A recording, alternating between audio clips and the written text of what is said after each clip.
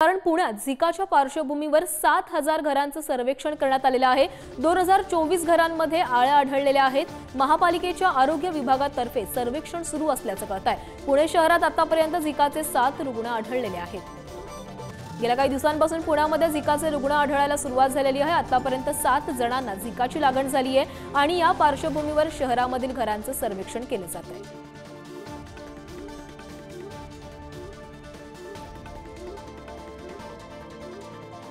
तर या संदर्भात अधिक बोलण्यासाठी आमचे प्रतिनिधी बालाजी पोद्दार आपल्या सोबत जोडले गेलेले आहेत। बालाजी, पुणेकरांची खरं तर ही चिंता वाढवणारी बातमी आहे, कारण 7 जणांना झिकाची लागण झाली आहे। या पार्श्वभूमीवर आरोग्य विभागाकडून कशा प्रकारे काळजी घेतली जाते, काय आवाहन करण्यात येत आहे? नक्कीच पुणेकरांची चिंता वाढवणारी घटना आहे, कारण यामधले जे रुग्ण आहेत त्यांची संख्या सर्वात जास्त राज्यामध्ये पुण्यात आहे।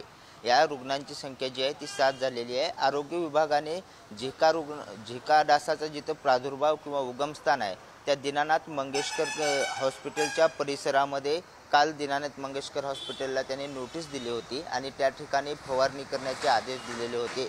तसेच सर्व उपाययोजना करण्याचे आदेश सुद्धा दिलेले आहेत। पुण्यातल्या एरंडवणे, मोंडवा आणि कोथरूड या भागातले हे सगळे रुग्ण आहेत आणि विशेष करून गर्भवती महिलांना याचा प्रादुर्भाव जास्त होत असल्याने ज्या गर्भवती महिला आहेत त्यांचं सुद्धा सर्वेक्षण करण्यात येते आणि त्यांच्यावर लक्ष ठेवण्याचे आदेश जे आहेत ते आरोग्य विभागाकडून आता देण्यात आलेले आहेत।